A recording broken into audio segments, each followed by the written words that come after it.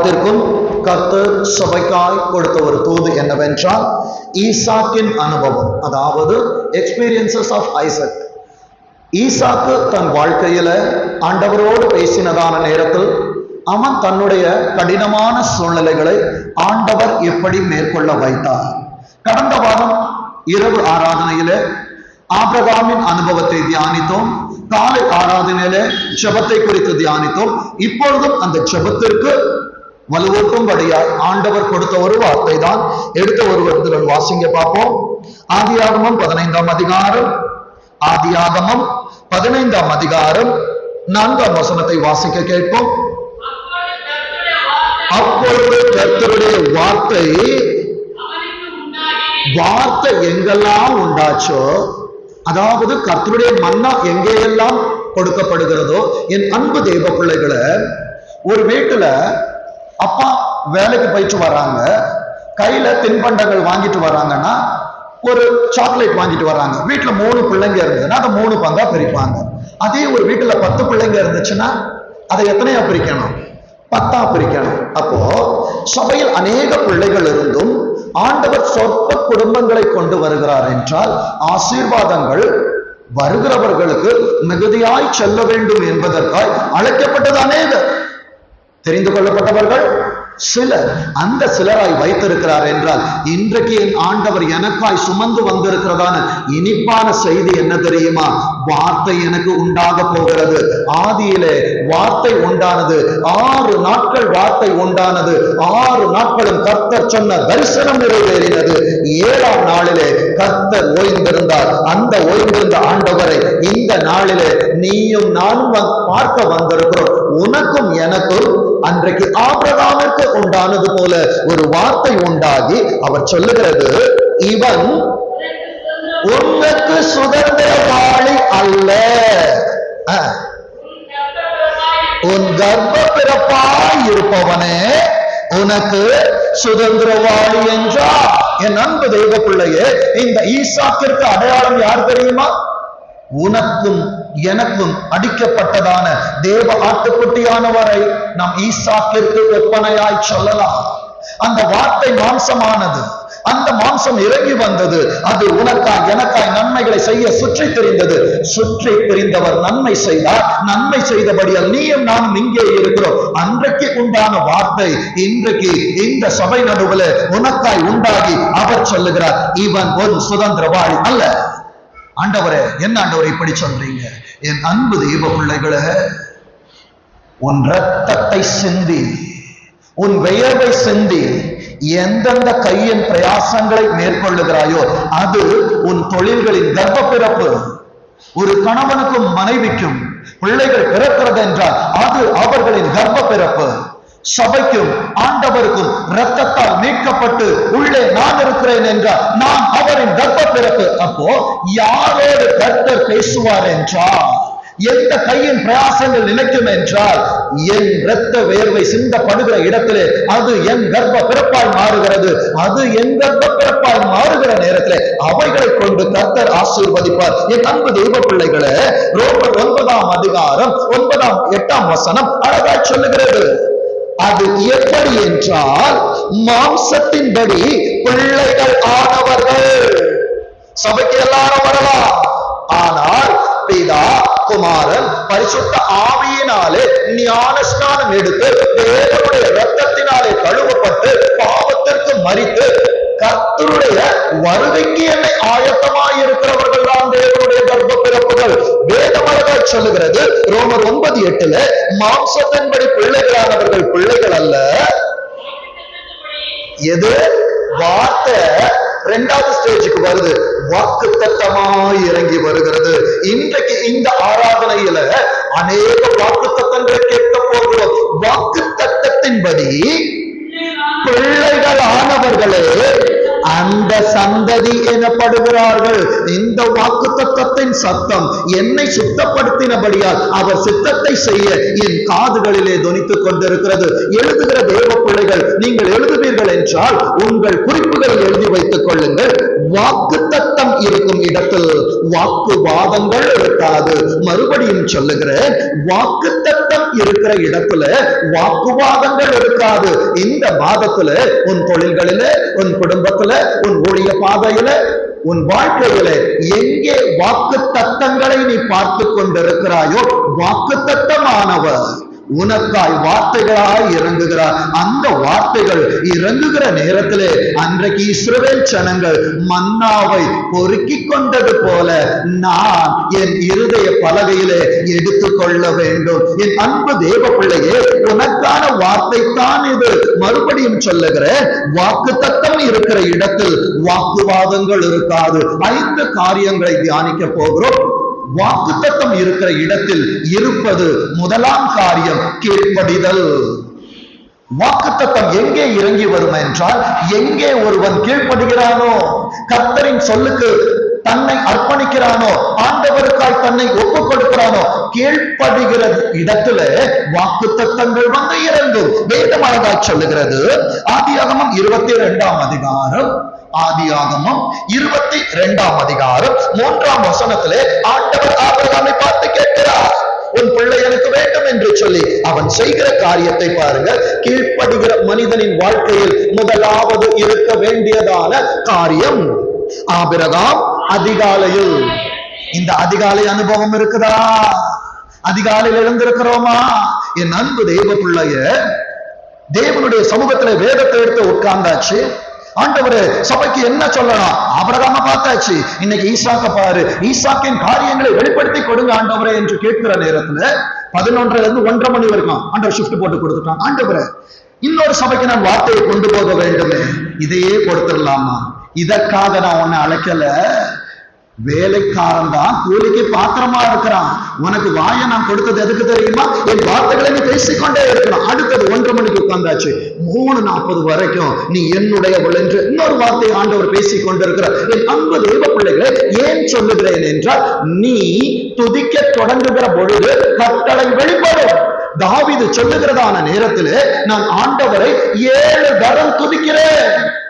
அந்தி சந்தி மத்தியான வேளைகளிலே அவரோடு நான் பேசுகிறேன். அப்போ 70% ஆண்டவருக்கு துதி, 30% ஆண்டவரோடு நான் பேசுவது. ஆண்டவரே, என்னால் ஆண்டவரோடு நான் பேச முடியவில்லை என்றால் நான் அலங்கத்தை இடிக்கவில்லை.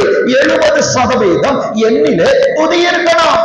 இந்த துதி இல்லாமல் தேவனுடைய சமூகத்துக்கு போன உடனே, நாளைக்கு எக்ஸாம்னா இன்னைக்கு நைட்டு உட்கார்ந்து புக்கை எடுத்து வாசிப்பாங்க பாத்தீங்களா பிள்ளைங்க, அந்த மாதிரி தான் இருக்கும்.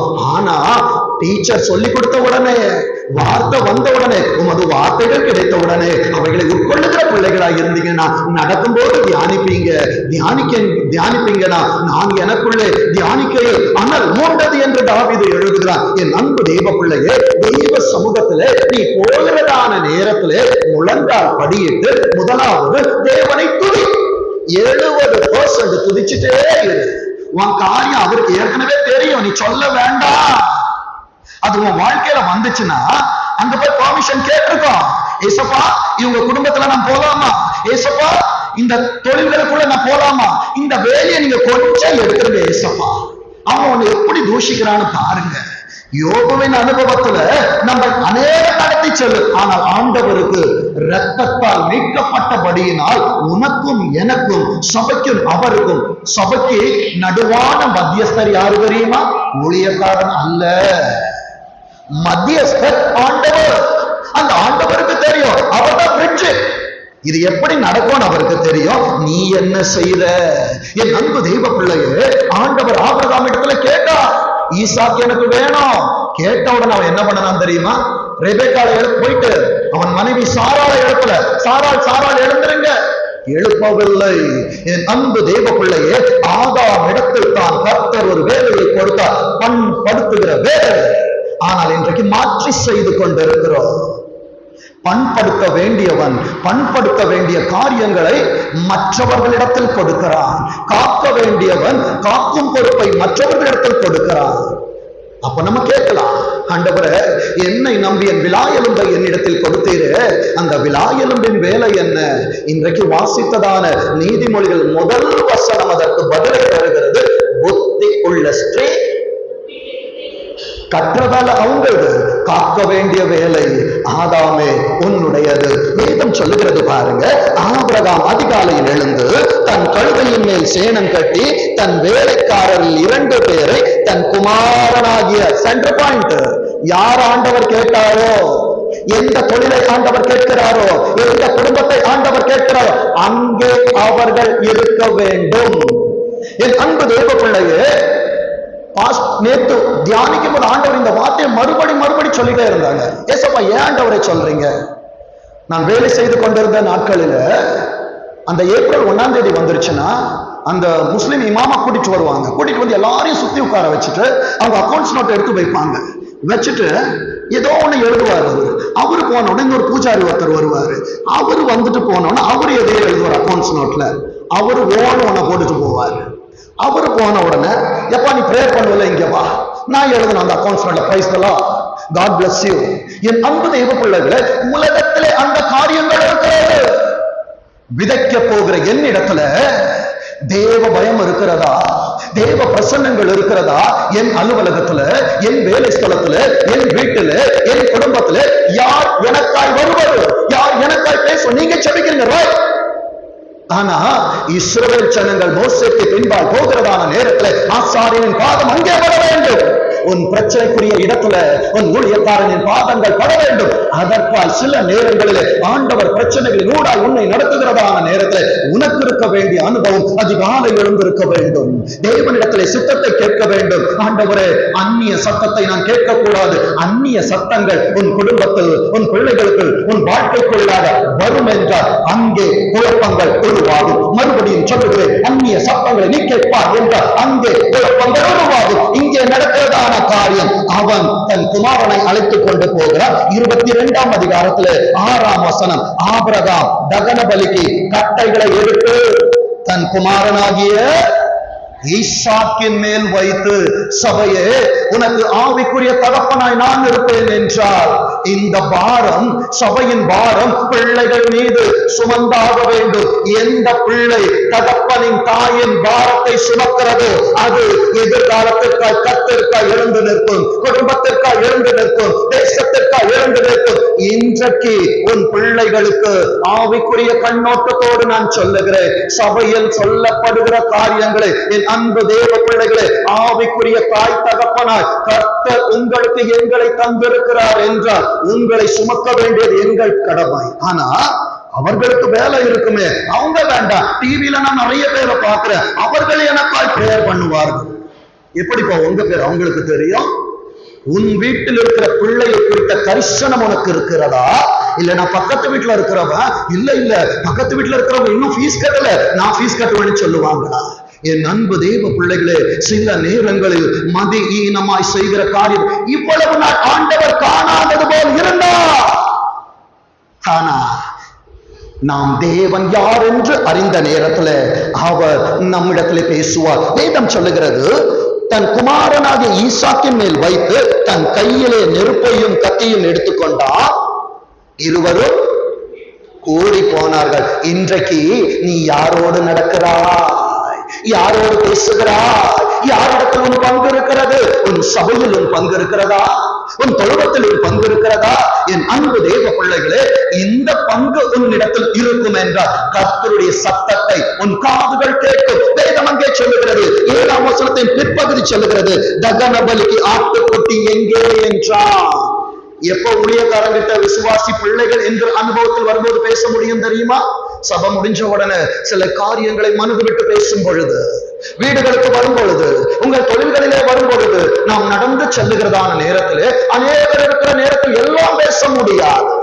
தனிமையில் இருக்கிற நேரத்தில் தகப்பனோடு பிள்ளை பேசுவான். அவன் அம்மா எங்கன்னு கேட்கல, அவன் கேட்கிறான், அப்பா என்ன கூட்டிட்டு போறீங்களே, ஆட்டுக்குட்டி எங்கே?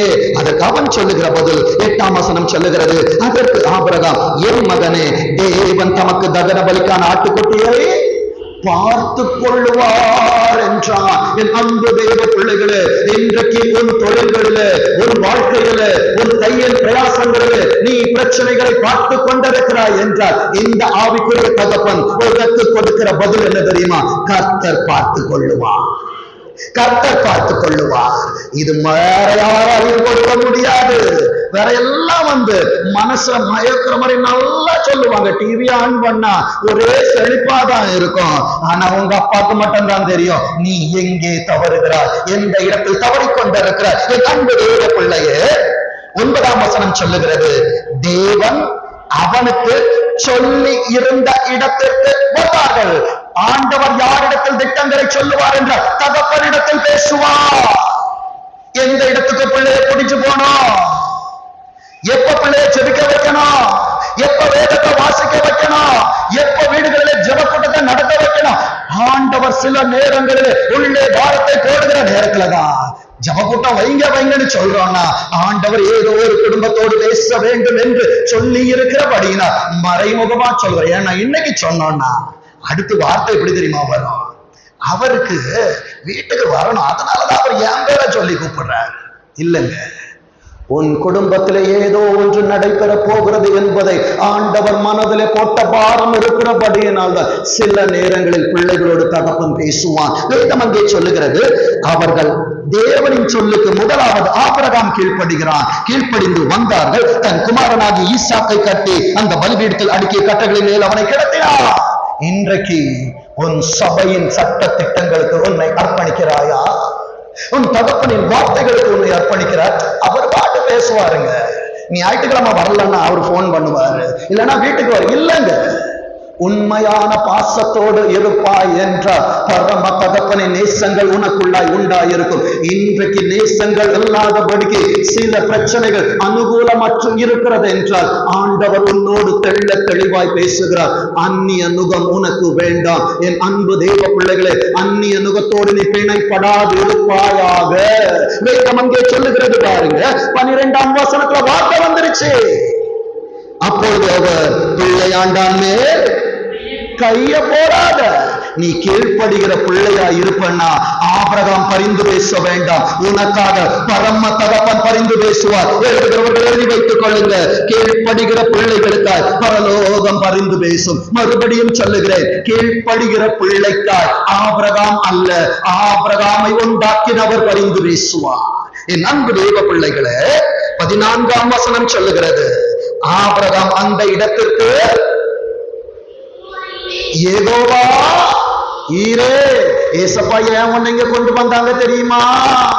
ஏசப்பா, நான் என் தொழிலுக்கு பேர் வச்சேன், என் வீட்டுக்கு பேர் வச்சேன், என் பிள்ளைக்கு பேர் வச்சேன், இந்த பேரு நல்லாலன்னு சொல்றாங்க. ஏசப்பா, எத்தனை போராட்டத்திற்கு மத்தியில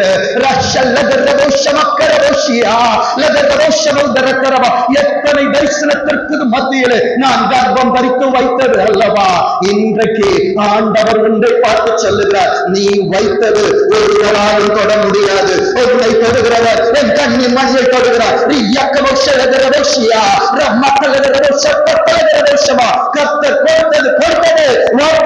சொல்லுகிறது, யெகோவா ஈரே என்று பெயரிட்டார். அதனாலே கர்த்தருடைய பர்வதத்திலே பார்த்து கொள்ளப்படும் என்று இந்நாள் வரைக்கும் சொல்லப்படுகிறது.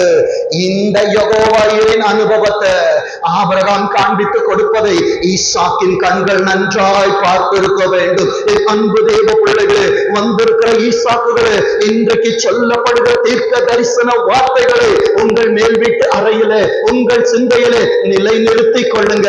இரண்டாவது காரியம், முதல் காரியத்தை பார்த்தோம், கீழ்ப்படிதல். இரண்டாவது காரியம் பொறுமை. பொறுமை, பொறுமையாயிரு. வேதம் சொல்லுகிறது, நான் கர்த்தருக்காய் பொறுமையோடு காத்திருந்த. 10 மாசம் காக்கணும், பிள்ளை நல்லா பறக்கணும்னா 5 மாசத்துல வேணும்னு கேட்ட குறப்பிரசவம்.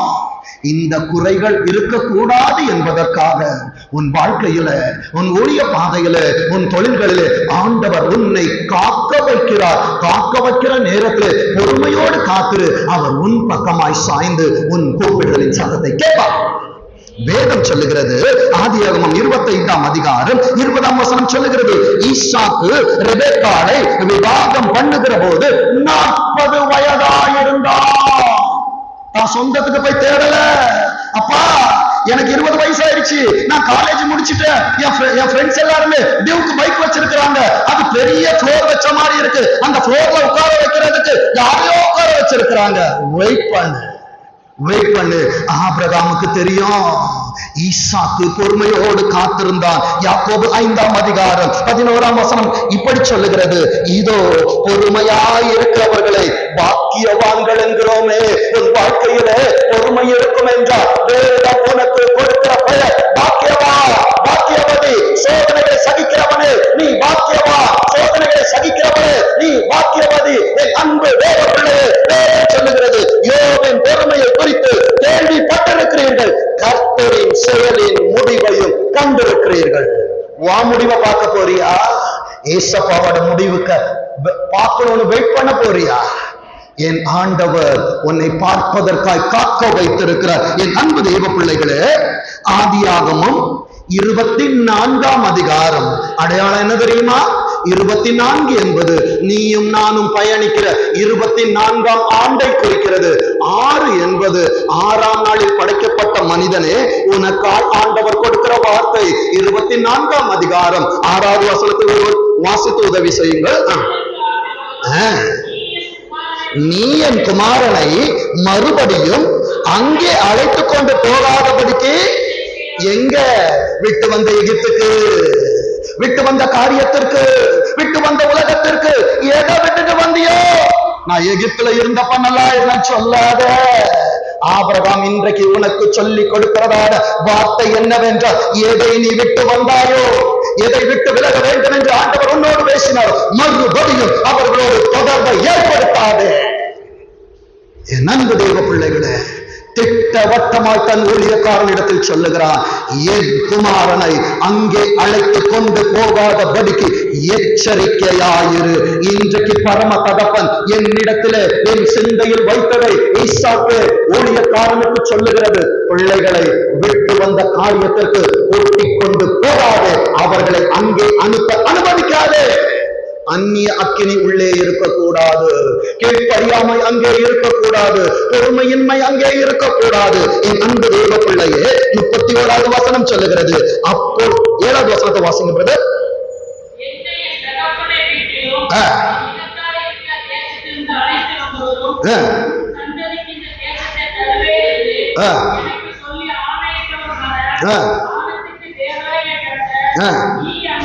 நீ அங்கே இருந்து, எங்கே ஆண்டவர் எங்கே சொல்லுகிறார், அந்த ஓரத்திலிருந்து, அந்த சீயோனிலிருந்து, அந்த எருசலேமிலிருந்து, அந்த கூடாரத்திற்குள் இருந்து, இந்த கூடாரத்திற்குள் தான் உன் பிள்ளைகளுக்கான ஆசீர்வாதம் உண்டு. இந்த கூடாரத்திற்குள் தான் நீ எதிர்பார்த்திருக்கிற முடிவு உண்டு. இந்த சபைக்குள்ளதான் கர்த்தர் உனக்காய் விதைக்கிற மன்னா உண்டு. வேதம் சொல்லுகிறது,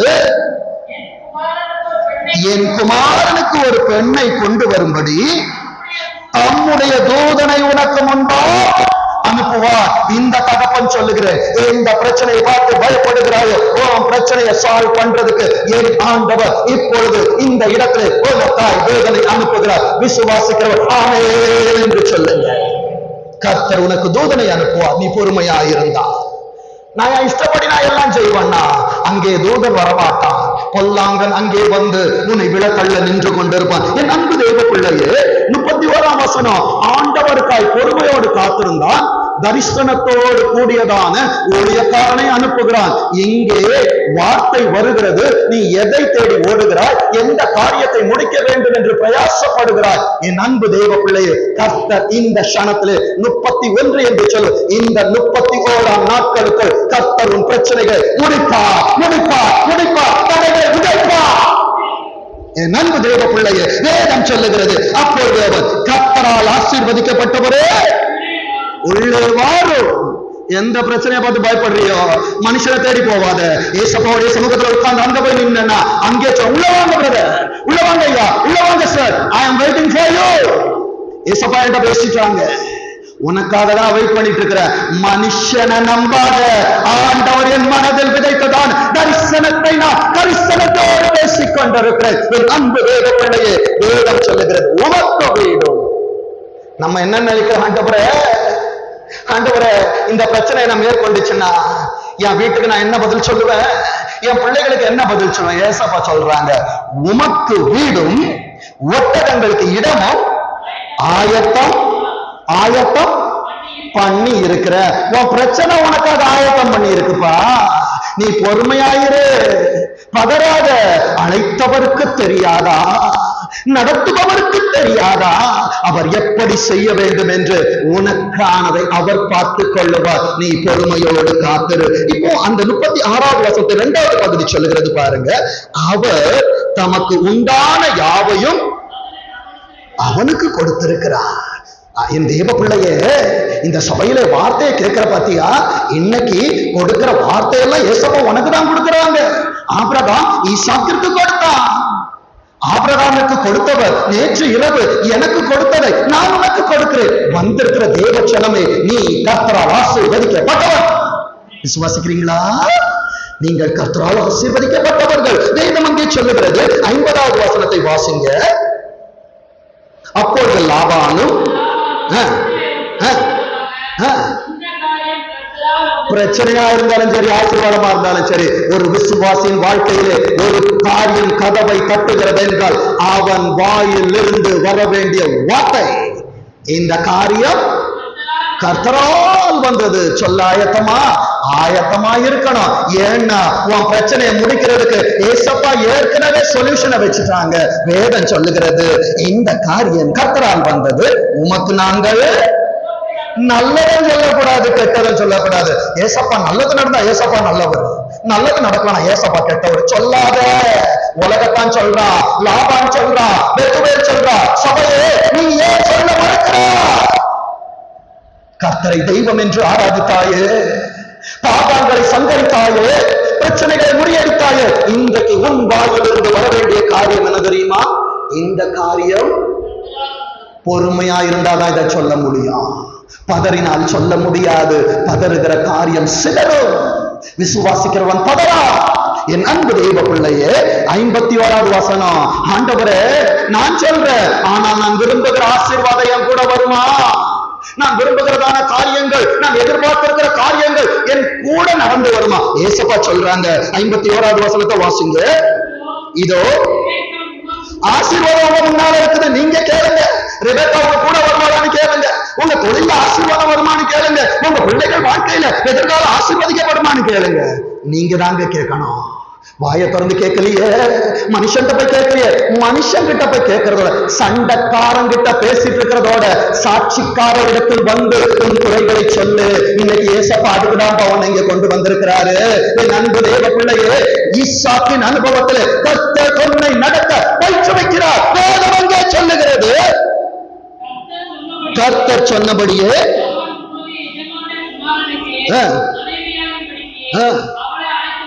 அழைச்சிட்டு போ. உன் பிள்ளைங்க வாழ்க்கை முடிஞ்சிட இல்ல, கூட்டிட்டு போ. தொழில் முடிஞ்சிடான்னு நினைச்சியா? இல்ல, கூட்டிட்டு போ. அடுத்த வார்த்தை வருகிறது பாருங்க. 58வது வசனத்தை வாசிங்க. ஆசீர்வாதத்தை அழைச்சு கேட்கிறாங்க. ரெபெக்காளை அழைத்து, நீ இந்த மனிதனோடு கூட போகிறாயா என்று கேட்டார். அதற்கு இன்னைக்கு உன் ஆசீர்வாதம் ஒன்ன பார்த்து சொல்லுது, உன் வாக்குத்தத்தம் ஒன்ன பார்த்து நான் போறேன், இந்த பிரதரோட போறேன், இந்த சிஸ்டரோட போறேன், இந்த ஊழியத்தோட நான் போறேன். ஈசப்பா, அவர்கள் காத்து கொண்டிருந்தார்கள். ஆண்டவரே, காத்து கொண்டிருந்த பிள்ளைகளுடைய வாழ்க்கையில செட்டைகள் ஆண்டவர் கொடுப்பார். அவர்கள் உயரே எழுந்து பறக்குகிற காலத்தை ஆண்டவர் கொண்டு வருகிற என் அன்பு தேவ பிள்ளையே, இந்த நாளிலே உடைக்கப்பட்ட உன் சிறகுகள் கர்த்தர் மறுபடி ஒன்றிலே குழந்தை செய்கிறார். விசுவாசிக்கிறவர்கள் என் அன்பு தேவ பிள்ளையே, அடுத்தது ஒரு முக்கியமான தீர்க்க தரிசனம் இருக்கிறது. 24ஆம் ஆண்டில 6வது நாள் படைக்கப்பட்ட உன்னோடு ஆண்டவர் பேசினார். 66 ஆகமத்தை கொடுத்ததற்கு அடையாளமா 66வது வசனத்தை வாசிங்க. ஊழியக்காரன் தான் செய்த காரியங்கள் எல்லாவற்றையும் ஈசாக்கிற்கு விவரித்து சொன்னார். ஊழியக்காரன் ஆண்டவர் சொன்னதை இந்த வேதத்திலே 66 ஆகமத்திலே விவரித்து வைத்திருக்கிறார். பொறுமையோடு காத்திருந்தாதான் இந்த 66 ஆகமத்திலே எழுதப்பட்டிருக்கிற அதிகாரங்கள் உன் மேல் வீட்டு அறைக்குள்ளே சென்று அடையும். என் அன்பு தெய்வ பிள்ளையே, 67வது வசனத்தை வாசிங்க. ரெபெக்காளை தன் தாய் சாராளின் கூடாரத்திற்கு அழைத்துக் கொண்டு போய் அவளை நேசித்தான். உன் தரிசனத்தை நேசி, கர்த்தர் உனக்கு கொடுத்ததான உன் வாழ்க்கையை நேசி, உன் பிள்ளைகளை நேசி, உன் தொழிலை நேசி, உன் கையின் பிரயாசங்களை நேசி. நீ நேசிக்காமல் இருப்பாய் என்றால் அன்பு செய்யாதவனிடத்தில் அன்பில்லாதவன் தேவனை அறியான். தேவன் அன்பாகவே இருக்கிறார். இந்த அன்பை உனக்கு காண்பிக்கும்படியா பொறுமை இருக்கிற இடத்திலே அன்பு தானாய் உள்ளே வரும். அன்பு வருகிற இடத்திலே அது சகலத்தையும் தாங்கும், அது சகலத்தையும் சகிக்கும், அது சகலத்தையும் விசுவாசிக்கும். என் அன்பு தேவ பிள்ளைகளே, அடுத்தது சொல்றான் பாருங்க. ஈசாக்கு தன் தாய்க்காக கொண்டிருந்த துக்கம் நீங்கி ஆறுதல் அடைந்தான். அப்போ ஆண்டவர் என்னை நம்பி கொடுத்தேன். விலா எலும்பு யார் தெரியுமா? எனக்கு தாய்க்கு தாயாய், சகோதரிக்கு சகோதரியாய், எல்லாவற்றுக்கும் எல்லாமாய் கர்த்தர் என் வாழ்க்கையில ஒரு ஆசீர்வாதத்தை கொடுத்திருக்கிறார். பொறுமையோடு இருந்தால் தான் இந்த வாக்கு தத்தங்கள் என் வாழ்க்கையில என்ன செய்யும் என்பது எனக்கு புரியும். என் அன்பு தேவ பிள்ளைகளே, அநேக நேரங்களிலே பிரச்சனை என்று வருகிற நேரத்திலே, நானா இருந்தாலும் சரி, மனைவியிடத்தில் போகிற நேரத்திலே, பிள்ளைகளிடத்தில் போகிற நேரத்திலே, என் முகத்தை கண்ணாடியில பார்த்தேன்னா பிசாசா எங்கேயும் பார்க்க வேண்டாம், என்ன பார்த்தா போதும். ஏன் தெரியுமா? கோபம், டென்ஷன். என் அன்பு தேவ பிள்ளைய, வேலையில இருக்கிற டென்ஷனை வேலையில விட்டுட்டு வந்துரு, வீட்டுல இருக்கிற டென்ஷனை வீட்டுல விட்டுட்டு போ. ஆனா நம்ம அப்படியே ரிவர்ஸ்ல செய்வோம். அங்கே இருந்து கொண்டு வந்து வீட்டுல இருக்கிறத கொண்டு போய் வேலை ஸ்தலத்துல. என் அன்பு தேவ பிள்ளைகளே, இந்த பொறுமை இல்லாதபடியினாலே வாக்கு தத்தங்களை பெற்றுக்கொள்ள வேண்டிய உன் வாழ்வில் வாக்கு வாதங்களாய் மாறிக்கொண்டிருக்கிறது. மூன்றாவது அனுபவம் வேண்டுதல், தேவனோடு பேசுதல், துதி செய்தல், ஆண்டவருக்கு நேரத்தை கொடுத்தல், ஆண்டவரின் பிரசன்னத்திலே நான் இருப்பது. வேதம் சொல்லுகிறது, ஆதியாகமம் 24ஆம் அதிகாரம், ஆதியாகமம் 24ஆம் அதிகாரம் 63வது வசனத்தை வாசிங்க. நல்லா கவனிங்க. காலையில் மாத்திரமல்ல, ஈசாக்கு சாயங்கால வேளையில தியானம் பண்ண, ஏசப்பா கிட்ட பேசு, மெடிடேட் பண்ண. சபையில என்ன வசனத்தை சொன்னாங்க? சாயங்காலத்துல என் ஃப்ரெண்ட்ஸோட பேச அல்ல, தேவனோடு பேசுகிற உறவு அவனிடத்தில் இருந்தது. அவன் வாலிபனாயிருந்த பொழுது வேதம் சொல்லுகிறது, அவன் வெளியே போயிருந்து தன் கண்களை ஏறெடுத்து பார்த்தபோது உதவி வருகிற பர்வதங்களுக்கு நேராய் நீ கண்களை ஏறெடுத்தனா ஏசப்பா ஒட்டகங்களை அனுப்புவாங்க. அந்த ஒட்டகங்களிலே உனக்கான ஆசீர்வாதம், உனக்கான எதிர்காலம் கடந்து வரும். இதுவரை நீ நோக்கி பார்க்காமல் இருப்பாய் என்றால் என் அன்பு திருச்சபையே, இன்றிலிருந்து காலை, மத்தியானம், சாயங்காலம் தேவனை நோக்கி பார்த்துக்கிட்டே உனக்கான ஒட்டகத்தை ஆண்டவர் எப்ப அனுப்புவாங்கன்னு தெரியாது. ஈசாவுக்கு சாயங்காலத்தை அனுப்புனாங்க, உனக்கு காலையில காடையா அனுப்புவாங்க, எலியாவுக்கு காக்காம அனுப்புனாங்க. என் அன்பு தெய்வ பிள்ளைகளே, வாழ்க்கையில் எவைகள் வரும் என்று தெரியாது. வருபவைகள் எல்லாம் கர்த்தரின் சித்தத்தை உன் வாழ்க்கையிலே சுத்தமாய் செய்து முடிக்கும். விசுவாசிக்கிறீங்களா? என் அன்பு தெய்வ பிள்ளைய, ஆதியாகமம் 25:21 வாசிங்க. மலடியாயிருந்த தன் மனைவிக்காக ஈசாக்கு கர்த்தரை நோக்கி வேண்டுதல் செய்தான். எத்தனை கணவனால் சொல்ல முடியும்? என் மனைவிக்காய் நான் வேண்டுதல் செய்கிற. எத்தனை வாலிபனால் சொல்ல முடியும்? என் எதிர்காலத்திற்காய் நான் பஸ் ஸ்டாண்ட்ல நிக்கல, என் எதிர்காலத்திற்காய் நான் ஸ்கூலுக்கு முன்னால நிக்கல, என் எதிர்காலத்திற்காய் நான் காலேஜ் முன்னால் நிக்கல, தேவனுக்கு முன்பாக நிற்கிறேன் என்று என் அன்பு தேவ பிள்ளையே, ஈசாக்கு கர்த்தரிடத்தில் வேண்டுதல் செய்தார். நீ வேண்டுதல் செய்யணும். காக்க வேண்டியவனே, உன் கோபத்தின் நிமித்தமா உன் மதி இழந்து, உன் அழகிழந்து, உன் பொறுமை இழந்து உன் பிள்ளைகளிடத்தில் சண்டை போடுகிறார், உன் மனைவியிடத்தில் கோபத்தை காட்டுகிறாயே. ஆனால் ஈசாக்கின் வாழ்க்கையில் இருந்து அவன் தேவனோடு பேசுகிறான். தன் பிரச்சனையின் நேரத்திலும் தன் எதிர்காலத்திற்காகவும் அவன் வேண்டுதல் செய்தார். கர்த்தர் கேட்டருளினார். அவன் மனைவி ரெபேக்காள் கர்ப்பம் தரித்தாள். கர்த்தர் உன்னை நம்பி கொடுத்ததான ஆசீர்வாதம் வாக்குவாதமாய் அல்ல, வாக்கு தத்தமாய் மாற வேண்டும் என்றால் ஈசாக்கு நீ வேண்டுதல் செய்கிறவனாய் இருக்க வேண்டும்.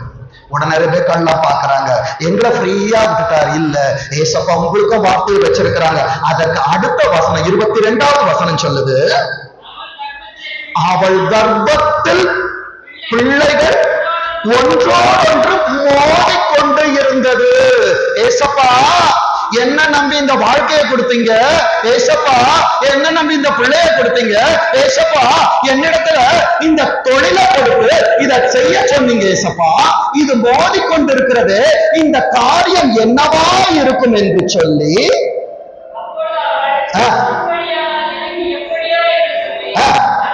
கர்த்தரிடத்தில் விசாரிக்கும்படி போனார். தரிசனத்தை ஆண்டவர் உன்னிடத்தில் வேண்டுதல் செய்ய கொடுத்தார். தீர்க்க தரிசனத்தை விசாரிக்க உன் எலும்பினிடத்தில் ஆண்டவர் கற்றுக் கொடுத்தார்.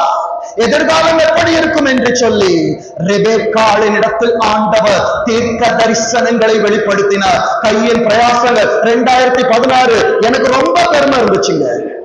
ஷிப்பிங்ல ரொம்ப உயரத்துல இருந்தேன். நைட்டு ஃபுல்லா பாத்தீங்கன்னா போன்ல இருப்பேன். வீட்டுக்கு ரெகுலரா வந்துட்டு இருந்தேன். நானு வீட்டுக்கு வரல, ரோட்ல இருப்பேன். சில நேரத்தை எங்கெங்கயோ இருப்பேன். ஆனா 2016 ஜனவரி 2ஆம் தேதி கர்த்தர் தொட்டாரு. ஆகஸ்ட் 1ஆம் தேதி வரைக்கும் நேபுகாத் நேச்சாரோட அனுபவம் தான். எங்க திரும்பினாலும் போக முடியல. என் அன்பு தெய்வ பிள்ளைகளே, எனக்காய் கொடுக்கப்பட்ட விழாவோட அநேக இடத்துல ரெசியூமை போட்டுருச்சு. இன்றைக்கு நான் இருக்கும் வேலை நான் இன்றைக்கு போனதில்லை, அவங்க அப்ளை பண்ணதுல ஆண்டவர் கொண்டு போய் உட்கார வச்சிருக்காரு. என் அன்பு தெய்வ பிள்ளையே, உன் வாழ்க்கையிலும் கர்த்தர் உன் மனைவியின் மூலமா சில தரிசனங்களை கொடுக்கிறார் என்ற அதை உதாசீனப்படுத்தாதே. அவங்க நமக்கு கீழ்ப்படிய வேண்டியவர்கள் தான். ஆனால் தரிசனங்கள் என்னவென்று மணவாளன் மணவாட்டியின் இடத்தில் அல்லவா சொல்லுவார். என் அன்பு தெய்வ பிள்ளைகளே, இந்த தரிசனம் எல்லாம் நிறைவேறின போது ஈசாக்குடைய வயசு என்ன தெரியுமா? 26ஆம் வசனம் சொல்லுகிறது, இவர்களை அவன் பெற்றபோது ஈசாக்கு 60 வயதாயிருந்தார். 25, 26 கடைசி பகுதி. இவர்களை அவன் பெற்றபோது ஈசாக்கு, இங்க யாராவது 60 வயசுல யாராவது இருக்கிறோமா? அம்மாவை தவிர.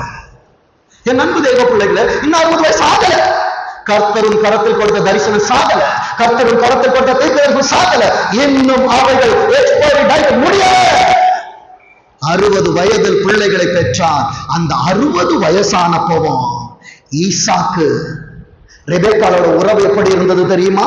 26வது அதிகாரம் 8ஆம் வசனத்தின் கடைசி பகுதி சொல்லுகிறது, ஈசாக்கு தன் மனைவியாக ரெபேக்காளோடு. எத்தனை பேர் இதை செய்யறோம்? வேலை டென்ஷன், கல்யாணம் புதுசுல கைய உள்ள கொடுத்துக்கிட்டு வா போலாம். ஆனா இன்னைக்கு பிள்ளைகள் வந்துட்டாங்க, வேலை பழு வந்துருச்சு, உன் அழகெல்லாம் போயிருச்சு. You are fit for nothing. No, my dear brothers and sisters, no. வயசானாலும் உன் தரிசனம் தரிசனமே. அவள் தரிசனம் என்றால் நீ தீர்க்க தரிசனம். தரிசனமும் தீர்க்க தரிசனமும் இல்லாத இடத்திலே ஆலோசனைகள் இருக்காது. ஆலோசனைகள் இல்லாத இடத்திலே ஜனங்கள் சீர்கெட்டு போவார். ஜனங்கள் என்பது பிள்ளைகள், ஜனங்கள் என்பது கர்த்தரின் கரத்தில் கொடுக்கிற கையின் பிரயாசங்கள் சீர்கெட்டு போகும். அன்பை உள்ளே கொண்டு வா. என் அன்பு தெய்வ பிள்ளைகளே, 3வது அனுபவம் வேண்டுதல். இந்த வேண்டுதல் உனக்கு இருக்கும் என்றால் 4வது காரியம், உன் வாழ்க்கையின் வறட்சி திரட்சியாய் மாறும். மறுபடி சொல்லுகிறேன், 4வது அனுபவம் வறட்சி திரட்சியாய் மாறும். ஆண்டவரே, இன்றைக்கு நான் கோடிகளிலே பார்த்ததான என் தொழில், அதிக ஆசீர்வாதங்களை பார்த்த என் வேலை, என் பிள்ளைகளுக்காய் சகோதரத்தை, என் குடும்பம், என் மனைவி, எனக்கு உண்டான யாவிலும் பிரச்சனைகள் இருக்கும் என்றால் இயேசு கிறிஸ்துவுடைய நாமத்திலிருந்து பலிபீடத்திலிருந்து சொல்லுகிறேன், உன் வறட்சி இந்த மாதத்தில் திரட்சியாய் கர்த்தர் மாற்றுவார். என் அன்பு தேவ பிள்ளையே, ஆதியாகமம் 26:1 வசனம் சொல்லுகிறது, ஆபிரகாமின் நாட்களில் உண்டான பஞ்சத்தை அல்லாமல் பின்னும் ஒரு பஞ்சம். அன்னைக்கு பார்த்தோம், வேலையை தொடங்கும் போது, தொழிலை தொடங்கும் போது, வாழ்க்கையை தொடங்கும் போது, பிள்ளைகளுக்கான வாழ்க்கையை செட் பண்ணும் போது பிரச்சனை இருந்துச்சு. அன்றைக்கு கர்த்தரின் துணை கொண்டு கடந்தோம். இன்றைக்கு இதை காட்டிலும் வலிமையான பிரச்சனையை நான் பார்க்கிறேன் ஏசப்பா. வேதம் சொல்லுகிறது, இன்னும் ஒரு பஞ்சம் தேசத்தில் உண்டாயிற்று. தேசம் என்பது ஊழியம், தேசம் என்பது சபை, தேசம் என்பது குடும்பம், தேசம் என்பது உன் தொழில். பஞ்சம் உண்டாயிற்று. அப்பொழுது ஈசாக்கு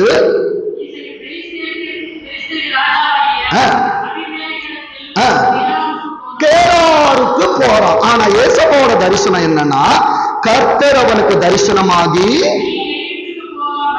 ஏசப்பா அங்க சொன்னாரு தெரியுமா, ஆபிரகாம் தான் ஊழியக்காரன் கிட்ட, என் பிள்ளைய மறுபடியும் அங்க கொண்டு போவாத. இன்றைக்கு சொல்லுவதற்கு ஆபிரகாம் இல்லை, ஏசப்பாவே வந்து சொல்றாங்க, விட்டுட்டு வந்த காரியத்துக்கு போயிடாத, நீ எகிப்துக்கு போகாமல் நான் உனக்கு சொல்லும் தேசத்தில் குடியிரு. 3ஆம் வசனம் சொல்லுகிறது, கர்த்தர் உனக்கு கொடுத்தார் அல்லவா இந்த தேசம் என்கிற இந்த சபை, கர்த்தர் உனக்கு கொடுத்த வாழ்க்கை, கர்த்தர் உனக்கு கொடுத்த பிள்ளை, கர்த்தர் உனக்கு கொடுத்த தொழில், இதிலே வாசம் பண்ணு. விசுவாசிக்கிறியா? ஏசப்பா என்ன நீங்க இண்டஸ்இண்ட் பேங்க்ல தான் வச்சிருக்கிறீங்களா? ஏசப்பா வச்சிருக்கிற வரைக்கும் அங்கதான் இருக்கணும். இதே ஆலயத்துல உட்கார்ந்து இன்னொரு பேங்குக்கு 1.5 மணி நேரம் பின்னால போய் உட்கார்ந்து இன்டர்வியூ அட்டெண்ட் பண்ண. கர்த்தரால் கொடுக்கப்பட்ட வேலை அல்லவா, தரிசனம் பெற்று தந்த வேலை அல்லவா, இதால் ஓட முடியுமா? எல்லாம் கிளியர், ஆல் கிளியர். இன்னும் எனக்கு அப்பாயின்மெண்ட் ஆர்டர் ரிலீஸ் பண்ணணும். அவங்க சொல்றாங்க, உங்களுக்கு வயசாயிருச்சு. எப்பா எல்லாத்தையும் கிளியர் பண்ணனப்பா, பரலோகத்துல கிளியர் ஆகாதுப்பா, பரலோகத்துல கிளியர் ஆகாதுமா. கர்த்தர் உனக்கு கொடுத்த இந்த சபை, கர்த்தர் உனக்கு கொடுத்ததான இந்த ஆவிக்குரிய தாய் தகப்பனை தவிர எங்க போனாலும் சொல்யூஷன் கிடைக்காது. வேதம் சொல்லுகிறது பாருங்க, இதோ இந்த தேசத்தில் வாசம் பண்ணு. ஏசப்பா அப்பதான் கூட இருப்பாங்க. ஏசப்பா திட்டமும் தெளிவுமா சொல்றாங்க, உனக்கு கொடுத்த இந்த சபை, உனக்கு கொடுத்த உன் குடும்பம், உனக்கு கொடுத்த இந்த தொழில், யாருக்கிட்ட ஆலோசனை கேட்டாங்க, ஏசப்பா உனக்கு கொடுத்தது நீ டிசைட் பண்ணு, ஏசப்பாவை டிசைடரா வச்சுக்கோ. வேதம் அங்கே சொல்லுகிறது, இப்படி செய்தார் என்றால் நான் உன்னோட கூட இருந்து, இல்லைன்னா நான் சொல்லல, நீங்களே எழுதிக்கோங்க. அடுத்தது வேதம் சொல்லுகிறது, நான் உனக்கும் உன் சந்ததிக்கும்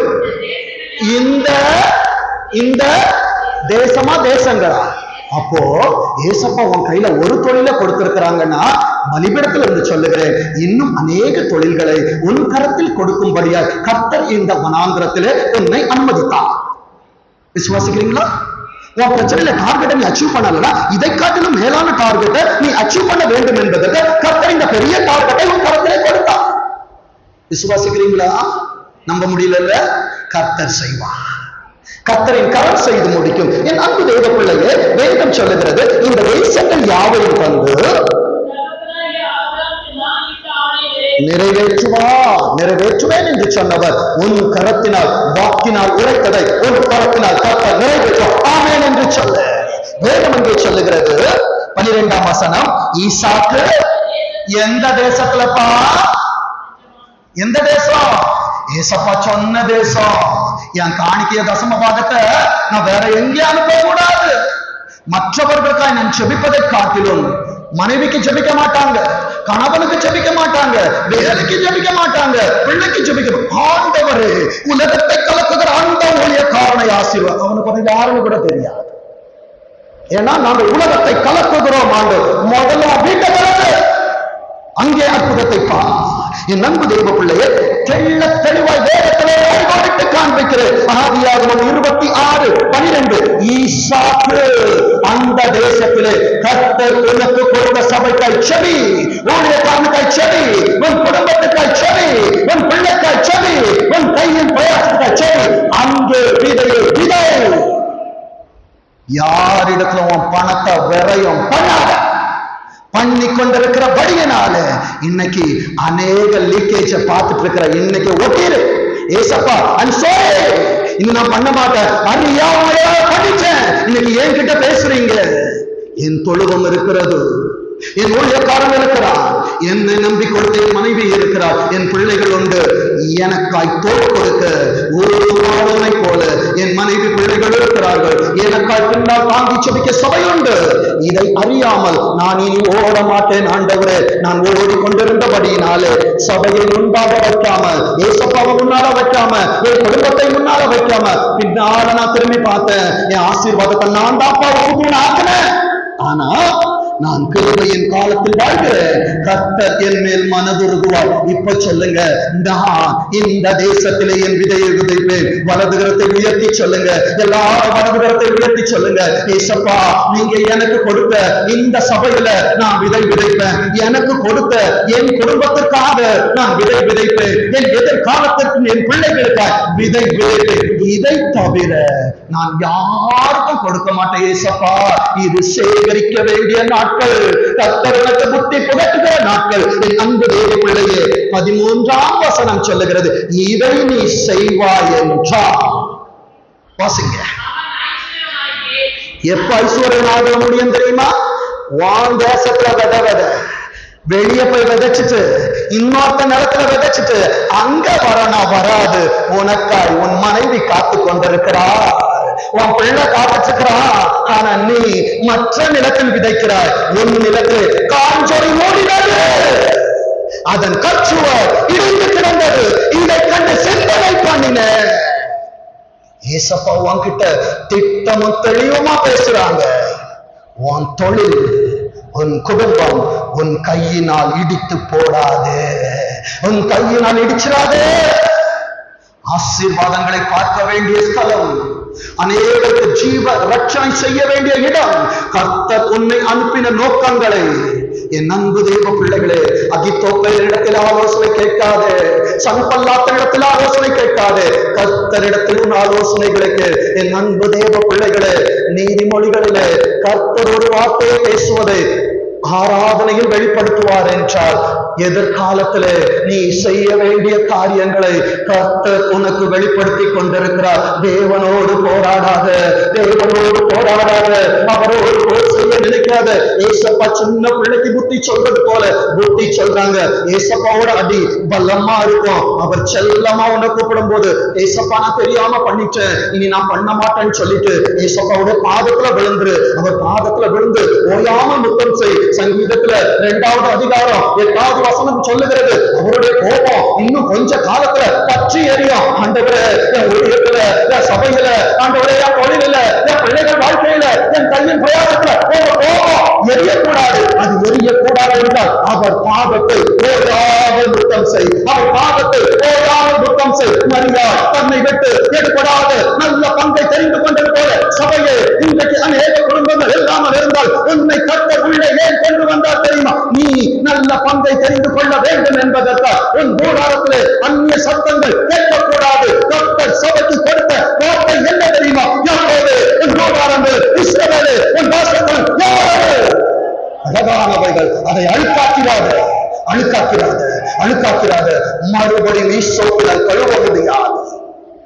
என் அன்பு தேவ பிள்ளையே, வேதம் சொல்லுகிறது 13ஆம் வசனம், அவன் ஐஸ்வர்யவானாகி வர வர, உன் சபைக்கு வர வர, உன் வீட்டுக்கு வர வர, உன் தொழிலுக்கு வர வர ஏசப்பா சொல்றாங்க, விருத்தி அடைந்து பெரியவன் அல்ல, பெரியவர் இன்றைக்கு சொல்லுகிறார், உன்னை மகா பெரியவனாக்குவா, உன்னை மகா பெரியவனாக்குவா. நீ தனித்தவன் அல்ல, நீ தனித்தவன் அல்ல. பரலோகம் உனக்கா வெயிட் பண்ணிட்டு. என் அன்பு தேவ பிள்ளைகளே, கடைசி காரியம் வாக்குவாதங்கள், வாக்கு தத்தங்களானது. உன் குடும்பத்துல, உன் ஊழிய பாதையில, உன் ஜபத்துல எங்கெல்லாம் வாக்குவாதங்களை பார்க்கிறாயோ, ஏசப்பா சொல்றாங்க, இதை நான் வாக்கு தத்தமாய் மாற்றுகிறேன். வேதம் சொல்லுகிறது, ஆதியாகமம் 26ஆம் அதிகாரம் 14ஆம் வசனத்தின் கடைசி பகுதி, பெலிஸ்தியர் அவன் மேல் பொறாமை கொண்டு, யார நீ நம்பி சேர்க்கிறியோ அவர்கள் நீ ஐஸ்வர்யவான் ஆகும் போது பொறாமப்படுவாங்க. இன்னைக்கு நீ யார்கிட்ட ஆலோசனை கேட்கிறியோ உனக்கு நல்ல ஆலோசனை கொடுப்பாங்க. அகித்தோப்பல போல, தாவீதுக்கு ஆலோசனை கொடுத்தது போல. ஆனா ஆசீர்வாதம் வளரும் போது அவர்களுக்கு உள்ளே பொறாமை உண்டாகும். உன் தகப்பனிடத்தில் பொறாமை இருக்காது, உன் தாயினிடத்தில் பொறாமை இருக்காது, உன் மனைவியினிடத்தில் பொறாமை இருக்காது, உன் பிள்ளைகளிடத்தில் பொறாமை இருக்காது. இவர்களை அன்றி நீ யாரிடத்தில் போகிறாயோ அவர்கள் சொல்லுவார்கள் ஒரு காலத்துல, நான் இவர்களை ஐஸ்வர்யவான் ஆக்கினேன் என்று. அது என் பரம தகப்பனுக்கு பிடிக்காதபடியினாலே என் ஆண்டவர் இன்றைக்கு உன் வாழ்க்கையிலே சில காரியங்களை அனுமதித்திருக்கிறார் என்றால் அவர்களை கெட் அவுட் சொல்லு, ஷட் அவுட் பண்ண. திறந்த வாசல் வேண்டும் என்றால் பரலோக வாசல் வேண்டுமா? நீ தெரிந்து வைத்திருக்கிறதான உலகத்தின் பாதைகள் வேண்டுமா? என் அன்பு தேவ பிள்ளையே, 15வது வசனத்தை வாசிங்க. ஆதியாகமம் 26:15. அவன் தகப்பனாகிய ஆபிரகாமின் நாட்களில் அவனுடைய வேலைக்கார துறவுகளை எல்லாம் தோற்று மண்ணினால் நிரப்பி போட்டார்கள். உனக்கு வர வேண்டிய ஆசீர்வாதங்களை சத்துரு உனக்கு தெரியாமல் தோற்று போடுவதற்கு அநேக சம்பலாத்துகளை உன் வாழ்க்கையில் கொண்டு வருவான். உன்கிட்ட நல்லா பேசுவாங்க, தேவ ஆலோசனை போல இருக்கும், தேவ அமிர்தத்தை போல இருக்கும். ஆனால் அவர்கள் தோற்று போடுகிறார்கள் என்பதை மறந்து விடாது. தெளிலாள் சிம்சோனை மடியிலே படுக்க பண்ணின நேரத்தில் அவனுக்கு அது இன்பமா இருந்தது. நான் எழுந்து போவேன் என்று சொன்னான். ஆனால் சடைகள் சிறைக்கப்பட்டது. சாட்சியாய் வாழ வேண்டியவன் காட்சி பொருளாய் மாறினார். இன்றைக்கு அது எந்த தேவாரா இருந்தாலும் சரி, எந்த வேலா இருந்தாலும் சரி, கர்த்தருடைய நாமத்தினாலே பலிபீடத்திலிருந்து நான் அவரை சபித்து உன் வாழ்க்கையில் அபயப்படுத்துகிறேன் இயேசு கிறிஸ்துவின் நாமத்தில். என் அன்பு தெய்வ பிள்ளைகளே, பிள்ளைகளின் வாழ்க்கை தூக்கப்பட்டிருக்க கூடாது, அவர்கள் ஆசீர்வதிக்கப்பட்டிருக்க வேண்டும். 16வது வசனம் சொல்லுகிறது, அபிமெலேக்கு ஈசாக்கை நோக்கி, இந்த அபிமெலேக்கு தான் ஈசாக்கை இங்க தங்கியிருன்னு சொன்னா, நான் உனக்கு எல்லாம் செய்வான்னு சொன்னா. ஆனா அவன் வளர்ந்த நேரத்துல இன்றைக்கு கர்த்தர் உன் வாழ்க்கையை வளர்க்கிறார் என்றார், உன் குடும்பத்தை வளர்க்கிறார் என்றார், உன் பிள்ளைகளை வளர்க்கிறார் என்றார், ஊழியத்தை வளர்க்கிறார் என்றார், உன் தொழில்களை வளர்க்கிறார் என்றார். மற்றவர்கள் கொடுத்து நீ ஐஸ்வர்யவான் ஆகக்கூடாது, அவர்கள் உனக்கு கொடுத்திருப்பார்கள் என்றால் ஒரு காலம் வரும், அந்த காலம் உனக்கு வரக்கூடாது என்று ஆண்டவர் இன்றைக்கு சபையே உன்னை எச்சரிக்கிறார். வேதம் சொல்லுகிறது, நீ என்னை விட்டு போய்விடு, எங்களை பார்க்கிறோம் மிகவும் பலத்தவனானா. உனக்கு ஆலோசனை சொல்றவங்க ஒருவர் உனக்கு குறைத்திருவாங்க, யாரை நம்புறியோ குறைத்திரோ, நம்ப வேண்டியவர்களே உன் பங்கு இருக்கட்டும். என் அன்பு தேவ பிள்ளையே, 18ஆம் வசனம் சொல்லுகிறது, வாசிங்க.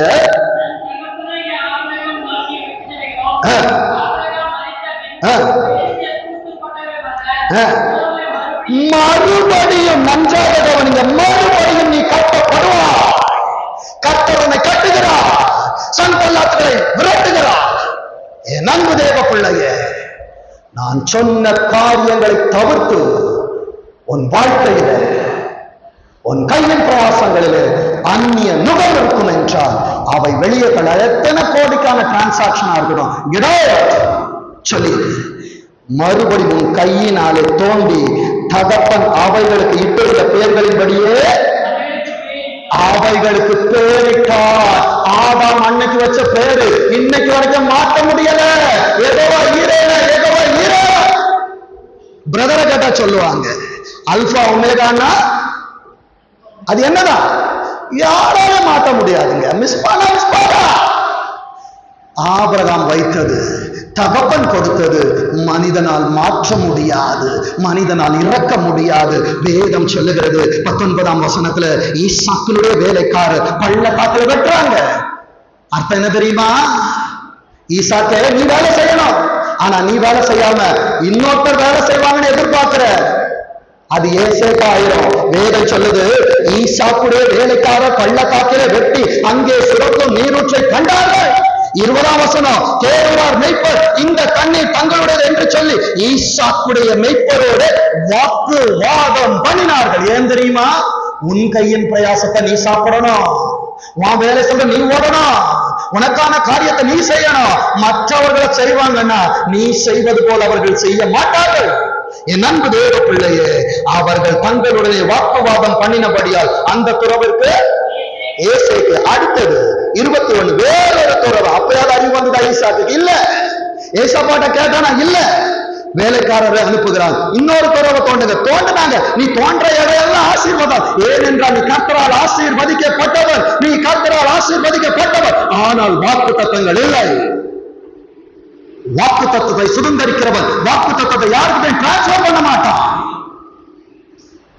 தீர்க்க தரிசனம் உரைக்கிறவன் நடந்து முடிந்ததை சொல்ல மாட்டான், நடக்க போவதை விளக்கி காண்பிப்பான். என் அன்பு தேவ பிள்ளைகளே, வேலைக்காரர்களை நம்பி போவாய் என்றால் உன் வாழ்க்கையிலே நடந்ததை சொல்லுவார்கள். வாக்கு தத்தத்தை நம்பி போவாய் என்றால் நடக்க போவதை சொல்லுவார்கள். உனக்கு நடந்தது வேண்டுமா, நடக்க போவது வேண்டுமா? நடந்து கொண்டிருக்கிற ஈசாக்கு முடிவு உன் கையில் ஆண்டவர் கொடுத்திருக்கிறார். என் அன்பு தேவ பிள்ளையே, 22வது வசனத்தில் தீர்க்க தரிசனம் இருக்கிறது. பின்பு அவ்விடம் விட்டு பெயர்ந்து போய் வேறொரு துறவை, மெய்ப்பர்களை நம்பல, தீர்க்க தரிசனம் சொன்னவங்களை நம்பல, முடிஞ்சு போனதை சொன்னவங்களை நம்பாத. எதிர்காலம் என்னன்னு சொல்லுவாங்க பாரு.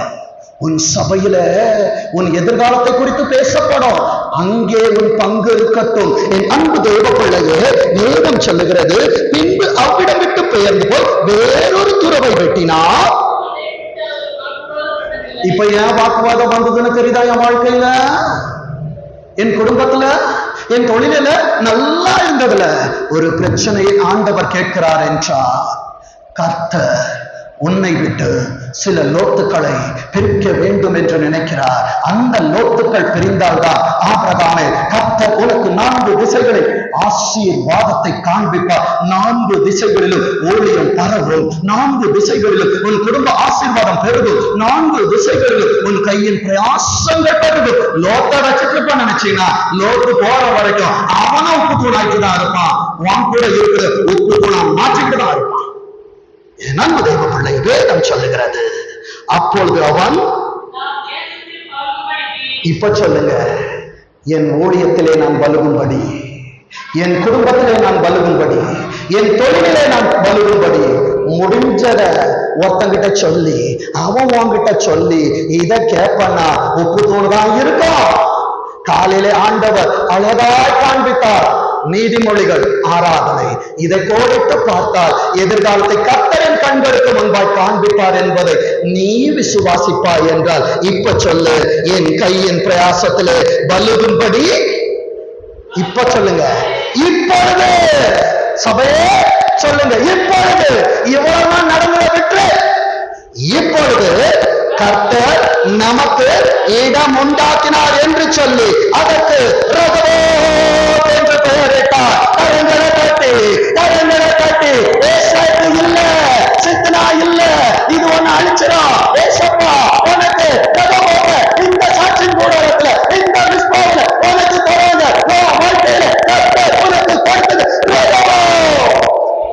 இடம் உண்டு பண்ணினத யாருக்கும் இழந்துறாத, யாருக்கும் விட்டு கொடுக்கிறாத. என் அன்பு பிள்ளையே, 25ஆம் வசனம் நீ செய்ய வேண்டியது என்ன தெரியுமா? அங்கே ஒரு பலிபீடம், ஆண்டவருக்கு ஸ்தோத்திர கூட்டத்தை அங்க வை, உன் குடும்பத்துல வை, உன் பிள்ளைகளை பார்க்க வை, உன் தொழில்களை வை, உன் தொழிலாளரை பார்க்க அங்கே உன் கூடுகை இருக்கட்டும், அங்கே உன் சபை இருக்கட்டும், அங்கே உன் தொழுவம் இருக்கட்டும். என் அன்பு தேவ பிள்ளையே, அவன் பலிபீடத்தை கட்டினா. நீ எங்கே பலிபீடத்தை கட்டுகிறாய்? டிவி ஊழியத்திலா, தீர்க்க தரிசன ஊழியங்களா? இல்ல இல்ல, அது இடிந்து போன பலிபீடங்கள். ஒரு கரத்தினால ஏசப்பா எனக்கு இடம் உண்டு பண்ணினாங்கன்னு சொன்னா நீ சொல்லு, நான் ஒரு பலிபீடத்தை கட்டி கர்த்தருடைய நாமத்தை தொழுது கொண்டு அங்கே ஆண்டவருக்காக. உன் வீட்டுல மட்டும் வீட்டு கூட்டம் கிடையாது, உன் வேலை ஸ்தலத்துல, உன் அலுவலகத்துல எனக்காக ஒருத்தனை செபிங்கன்னு சொன்னா அங்கே என் ஊழியக்காரன் அழைக்கப்பட்டு இருக்க வேண்டும், அங்கே என் சபை அழைக்கப்பட்டிருக்க வேண்டும், அங்கே என் மூப்பர்கள் அழைக்கப்பட்டிருக்க வேண்டும். அங்கே நான் வெளியே இருந்து யாரையாவது அழைத்து அனுப்புகிறேன் என்றால் அந்நிய அக்கினியை நான் உள்ளே கொண்டு வருகிறேன். வேதம் அங்கே சொல்லுகிறது பாருங்க, வேதம் சொல்லுகிறது, தன் கூடாரத்தை போட்டான். உன் கை வேலை செஞ்சாதான் உன் கிட்ட வேலை செய்யறவங்களுடைய கையை கர்த்தர் ஆசீர்வதிப்பாங்க. யாரை நம்பி அங்கே அனுப்பிடாதீங்க. உங்க தரிசனத்தை அவங்ககிட்ட டிரான்ஸ்பர் பண்ணிடாதீங்க. இவ்வளவு நாள் வேலைக்காரர் வெட்டுறாங்க, வாக்குவாதம் உண்டாச்சு. இவன் வெட்டுகிறான், ரெகோபோத்தை கொடுத்தார். ரெகோபோத் உண்டான பிற்பாடு அவன் அந்த இடத்துல கர்த்தருக்காக ஒரு ஸ்தோத்திர கூட்டத்தை பிரேயர் மீட்டிங்க வச்சுட்டான். பிரேயர் மீட்டிங்க வச்சுட்ட உடனே அங்கே தன்னிடத்தில் வேலை செய்கிறவர்களை எல்லாம் கூட்டுகிறான். கூட்டின உடனே அவர்கள் ஒரு துறவை வெட்டுகிறார்கள். வெட்டுகிற போது என்னாச்சு தெரியுமா? 32வது வசனத்தை வாசிங்க. அந்த நாளில் தானே ஈசாக்கின் வேலைக்கு உன் தொழில என்னைக்கு நீ பிரேயர் மீட்டிங்க வைக்கிறியோ உன் வேலைக்காரங்க ஒன்ன பார்த்து சொல்லுவாங்க, எம்டி சார், சிஇஓ, நாங்க இவ்வளவு நாள் செஞ்சோம், அந்த காரியங்கள் எங்கள் வாழ்க்கையில நிறைவேற. ஆனா இந்த ஜெப கூட்டத்துக்கு வந்தோம், உங்களால எங்க குடும்பம் ஆசீர்வதிக்கப்பட்டுச்சு, என் பிள்ளை ஆசீர்வதிக்கப்பட்டாங்க, இந்த டார்கெட்டை தேடி நாங்க போனோம், கர்த்தர் எங்களுக்கு செய்தார். வேதம் சொல்லுகிறது, அந்நாளில் தானே ஈசாக்கின் வேலைக்காரர் வந்து தாங்கள் துறவு வெட்டின செய்தியை. இப்ப வாக்குவாதம் இங்க என்ன ஆயிடுச்சு? வாக்கு தத்தமா ஈசாக்குக்கும் மாறுச்சு, இவர்களுக்கும் மாறுச்சு. ஆனா பேர் வச்சது யாரு தெரியுமா? என் அன்பு தேவ பிள்ளைகளை, நம்ம சபையில தொழில் செய்கிற அருமையான பிரதர் இருக்கிறார். ஒரு எக்ஸாம்பிள் சொல்றேன். அல்பா ஒமேகா மாத்திரம் என்னுடைய ஆசீர்வாதம் இல்ல, என் ஆண்டவர் என்னை நம்பி கொடுத்திருக்கிற தொழிலாளர்களை கொண்டு அது பெருகுகிற நேரத்தில் நான் ஒரு ஆசீர்வாதத்தை சுதந்திரிக்க போகிறேன். 33ஆம் வசனத்தை வாசிங்க. அதற்கு சேவா என்று பெயரிட்டார். ரெகோபோத்தை பார்த்த கண்கள் சேவாவை பார்த்து தெளிவாய் சொல்லுகிறேன், ரெகோபோத்தை கர்த்தர் ஊழியத்தை பார்க்க வைத்தார் என்றார், குடும்பத்தை பார்க்க வைத்தார் என்றார், தொழில்களிலே பார்க்க வைத்தார். இப்போது நான் சொல்லுகிறேன், இது கிளைகள் விட்டு சேவாவாய் பெருகும். விசுவாசிக்கிறீங்களா? ஆகையால் அந்த ஊரின் பெயர் இந்த நாள் வரைக்கும், இன்னைக்கு வரைக்கும் நீ வச்ச பெயரை எவனாலையும் எந்த கொம்பனாலையும் மாற்ற முடியாது. ஏனென்றால் வைத்தது பரலோகம். என் அன்பு தேவ பிள்ளையே, கடைசியாய் கர்த்தர் கொடுக்கிற ஆசீர்வாதத்தில் வார்த்தைகளை சுமந்து செல்லுங்கள். 5வது உடன்படிக்கை. ஏசப்பா, நான் வேண்டுதல் செஞ்சேன், பலிபீடத்தை கட்டிட்டேன், பேர் வச்சுட்டேன், இப்போ என்ன துரத்தினவங்களா இருக்கிறாங்களே, உன் சத்துருக்களுக்கு மத்தியில உனக்கு ஒரு பந்தி ஆயத்தப்படுத்தி உன் தலைய எண்ணெயால் அபிஷேகம் பண்ணணுமே. ஈசாக்கு, உன் தலைய ரெடியா வச்சுக்கோ. ஏசப்பா, எண்ணெய லிட்டர் கணக்கில் ஊத்துறாங்க, வாங்கிக்கோ. வெளியே தேடி ஓடாத. ஆசீர்வாதம் அங்க இருக்கு, ஆசீர்வாதம் அங்க தேடாத. உன் குடும்பத்துல இருக்கு, உன் வீட்டுல இருக்கு. ஏசப்பா ஊட்டிக்கிட்டு இருக்காங்க. வாசிங்க ஆதியாகமம் 26 வாசிங்க. அபிமெலேக்கு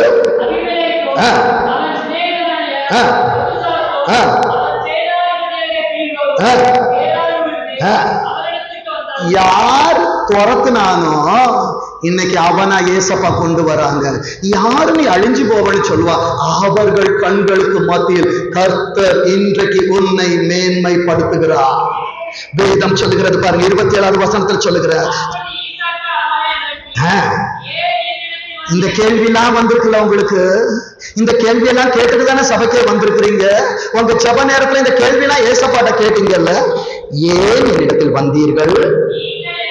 நீங்கள் என்னை பகைத்து என்னை உங்களிடத்தில் இராதபடிக்கு துரத்தி விட்டீர்களே. நீதான் என்ன துரத்த முடியும். ஏசப்பாவுடைய கணக்குல நான் செல்ல பிள்ளை, அவருடைய புக்குல பிரியமானவன். என் அன்பு தேவ பிள்ளைய 28ஆம் வசனம் சொல்லுகிறது, நிச்சயமாய் சொன்னது யாரு தெரியுமா?